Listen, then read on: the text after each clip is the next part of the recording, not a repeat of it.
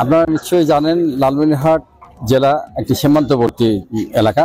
এখানে মাদক অহর্নিশ আসে, বিজিবির অবস্থান, পুলিশের অবস্থান, ডিবি, ডিএসবি এবং যারা গোয়েন্দা সংস্থার লোকজন আছে তাদের ভাগ গুলিয়ে এই এলাকায় মাদক প্রবেশ করে। আমরা প্রতিনিয়তই মাদকদ্রব্য অধিদপ্তর, ডিবি পুলিশ, থানা পুলিশ সহ এই পুলিশি কার্যক্রম অ্যাক্টিভিটিস আছে।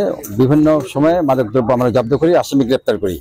আমাদের এই এলাকায় যে মাদকের প্রকোপতা, এটা কমাতে গেলে সচেতনতা বৃদ্ধি করতে হবে। আজকে যে কার্যক্রম আপনারা দেখতেছেন, জব্দ করা হয়েছিল ইতিপূর্বে, সে আলামতের বিষয়গুলো জেলা চিফ জুডিশিয়াল ম্যাজিস্ট্রেট মহোদয়ের মাধ্যমে আজকে 3 জন বিজ্ঞ ম্যাজিস্ট্রেট এখানে উপস্থিত রয়েছেন। তাদের মাধ্যমে আমরা যে সমস্ত আলামত ধ্বংসযোগ্য সে সময় আলামত ধ্বংস করছি এবং সার্বিকভাবে নমুনা আলামতগুলো রেখে যেগুলো আদালতে প্রদর্শনীর জন্য এবং রাসায়নিক পরীক্ষার জন্য যে সমস্ত মালামাল প্রয়োজন সেগুলো মতামত রেখে আমরা আজকে এই যে কর্মযজ্ঞ দেখছেন আপনারা, যে মাদকের যে প্রকোপতা সেটা রোধকল্পে এবং আমরা সামাজিক সচেতনতা বৃদ্ধি করবে এবং মানুষকে সচেতন করার জন্য হলো এই প্রোগ্রামগুলো আমরা জনসম্মুখে বিজ্ঞ আদালতের মাধ্যমে করছি। আজকে আপনারা দেখছেন ফেনসিডিল, ভারতীয় ফেনসিডিল, স্কাপ সিরাপ এবং মূলত গাঁজা, এই 3টা প্রোডাক্টই আজকে আছে।